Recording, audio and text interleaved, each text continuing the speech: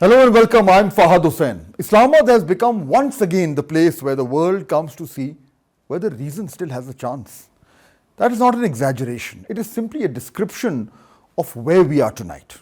In a matter of hours, the United States is due to begin enforcing a naval blockade on ships entering and leaving the Iranian ports.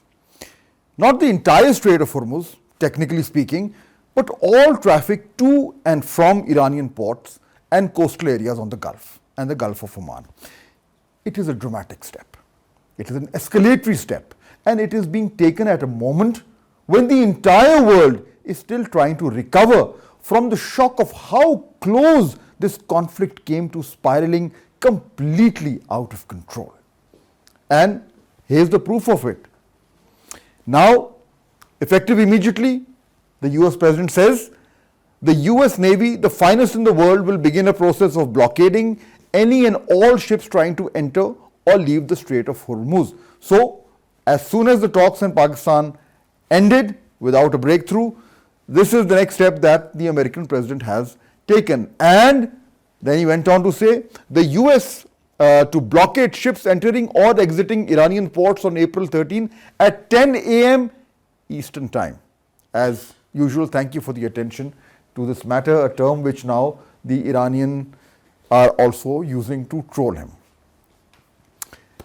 But this is why it is so important to mention Islamabad, and that is what makes Islamabad so important tonight. Because only a few days ago, this city right here hosted marathon talks between the US and the Iran.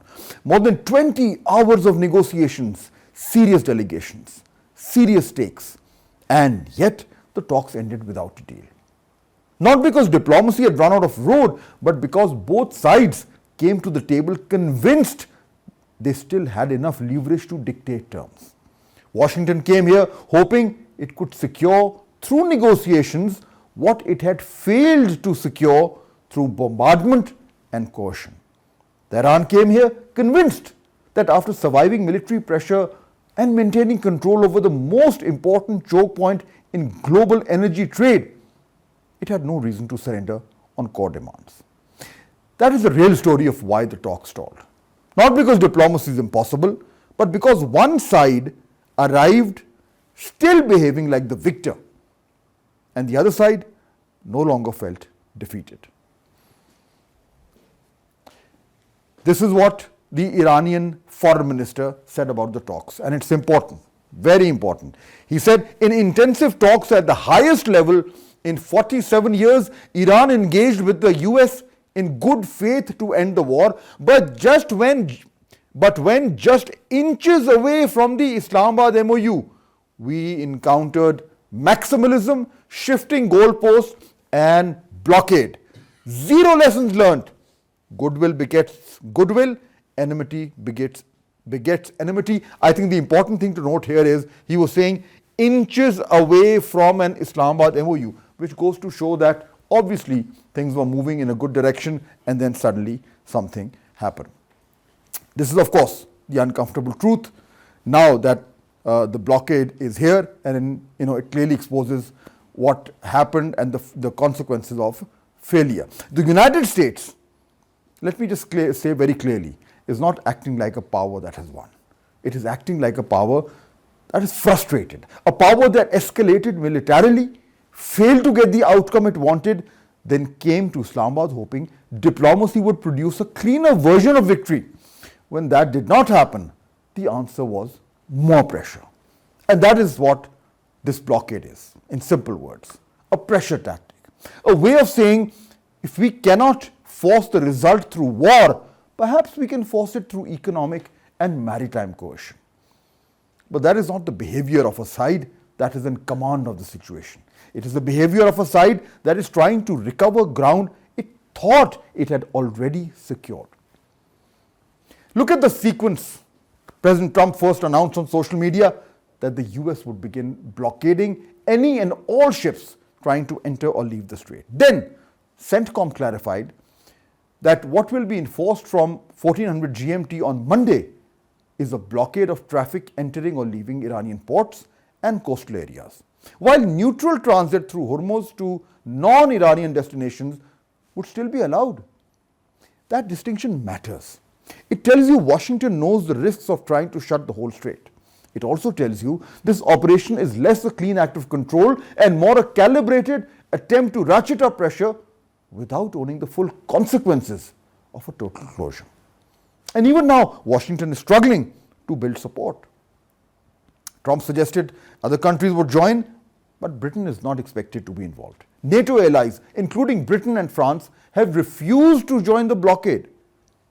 Germany has already signaled that it does not see this as the end of diplomacy, and China has warned clearly that any blockade of Hormuz runs against the common interest of the international community.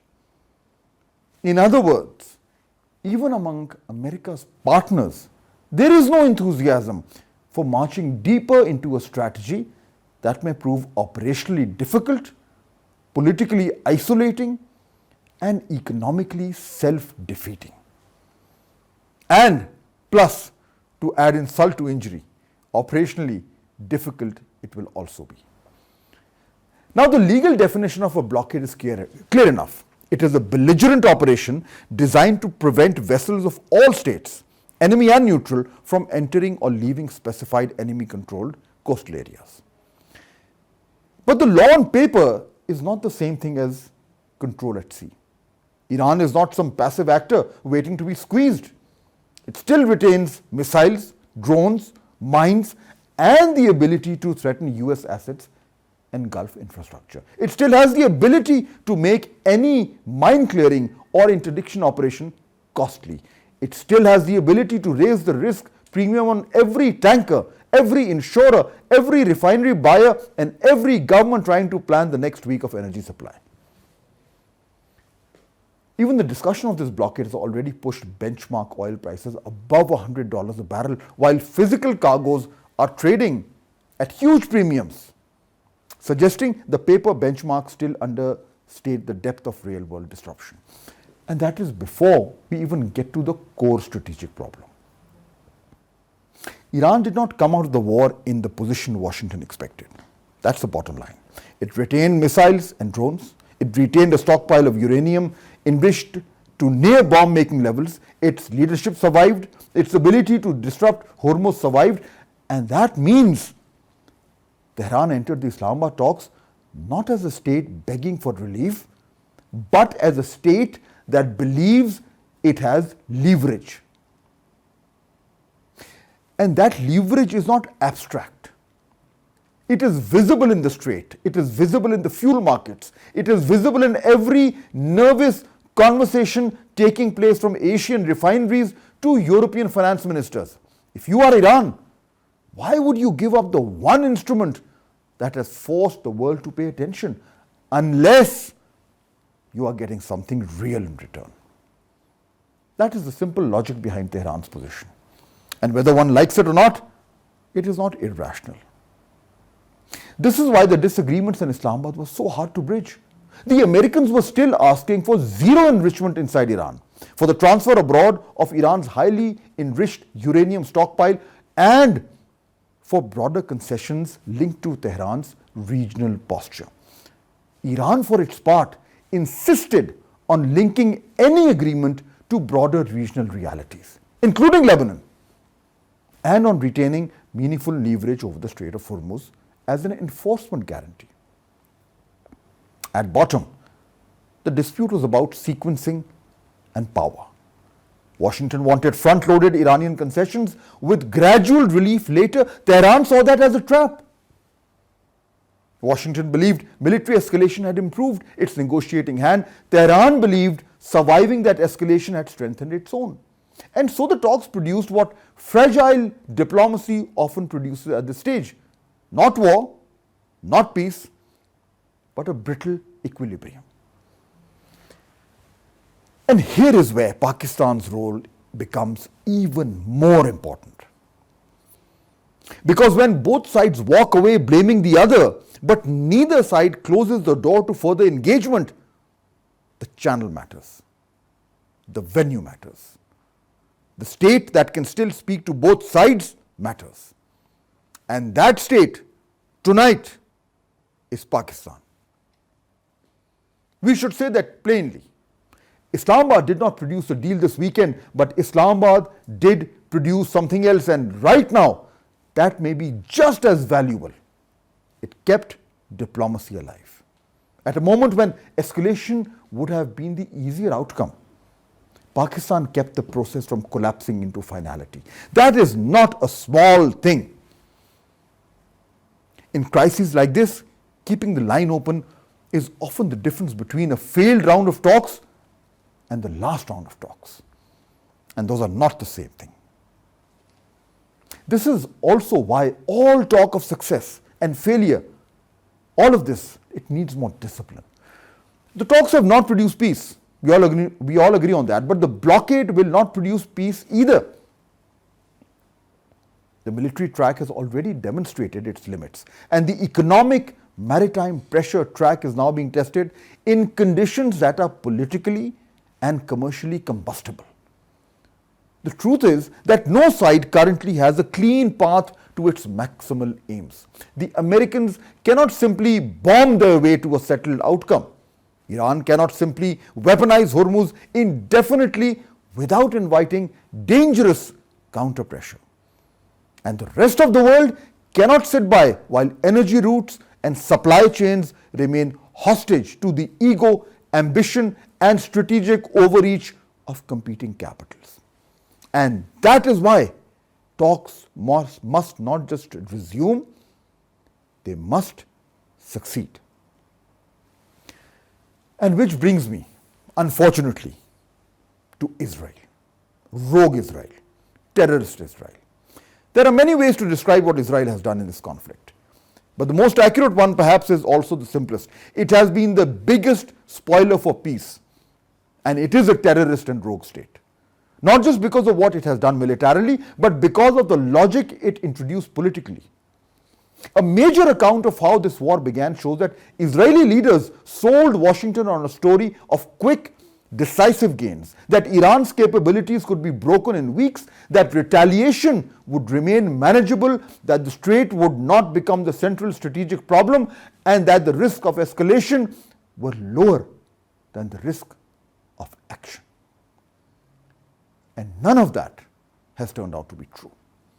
The strait became the crisis, retaliation spread, the war dragged on, and now the same actor that sold the war as short and manageable stands to lose most if diplomacy takes hold. Peace would expose the fantasy on which the war was marketed. Peace would force accountability. Peace would reveal how much destruction was justified on assumptions that did not survive contact with reality. And that is why Israel remains so dangerous to this process. So where does that leave us tonight? It leaves us at a volatile moment. A blockade is beginning. Markets are anxious. Allies are hesitant. Tehran is defiant. Washington is frustrated. China is calling for restraint. Europe wants the shipping lanes reopened. And Pakistan is trying to hold open the only serious channel left. Look at these headlines. Oil jumps back above 100 after US-Iran peace talks at BBC. Oil prices surge after Trump says US will blockade the Straits of Hormuz. Soon you'll be nostalgic for $4 to $5 gas, the Speaker of the Iran's parliament said on Sunday. This is NBC reporting. International Business Times, Dow Jones futures tumble on Trump Hormuz blockade. Oil surges above $100 as Iran tensions escalate.